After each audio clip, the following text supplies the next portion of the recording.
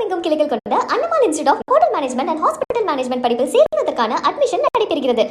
தென்காசி மாவட்டத்தில் அமைச்சர் பெயரை பயன்படுத்தி அரசு வேலை வாங்கித் தருவதாக கூறி பல கோடி ரூபாய் மோசடி நடைபெற்றதாக குற்றச்சாட்டு எழுந்துள்ளது. மலையடி குறிஞ்சி பகுதியைச் சேர்ந்த படியேறும் பெருமாள் உள்ளிட்ட 10க்கும் மேற்பட்டோர் மாவட்ட ஆட்சியர் அலுவலகத்தில் நடைபெற்ற மக்கள் குறைதீர் கூட்டத்தில் புகார் மனு அளித்தனர்.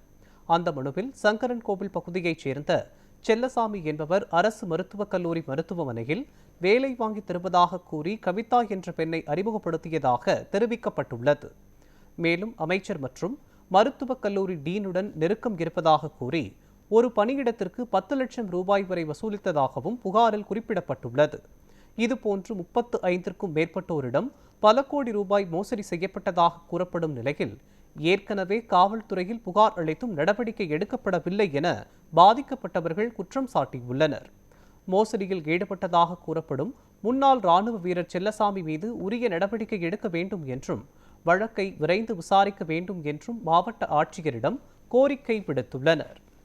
ஓய்வு பெற்ற ராணுவ வீரர்கள் நிறைய பேரிட செல்லசாமி, கவிதா, சிங்கிலிப்பட்டியை சேர்ந்த கவிதா, இந்த 2 நபர்கள் எனக்கு டீன்ல இருந்து மருத்துவ சுகாதாரத்துறை அமைச்சர் வரைக்கும் தெரியும் சொல்லி கிட்டத்தட்ட 40 பேருக்கு மேல தலா 4 லட்சம் வீதம் பணம் மோசடி செய்து வேலை வாங்கி தருவதாக சொல்லி பழைய கிட்டத்தட்ட 1 வருஷத்துக்கு முன்னாடி வாங்கினது.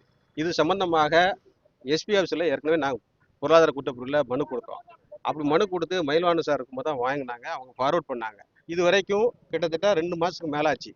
எஸ்பிகிட்ட கொடுத்துட்டோம், சங்கரவங்க கிரைம் பிரான்ச்சில் கொடுத்துட்டோம், சங்கரவங்க டிஎஸ்பியை பார்த்து கொடுத்துருக்கோம், இப்போ கலெக்டரை பார்த்து கொடுத்துருக்கோம்.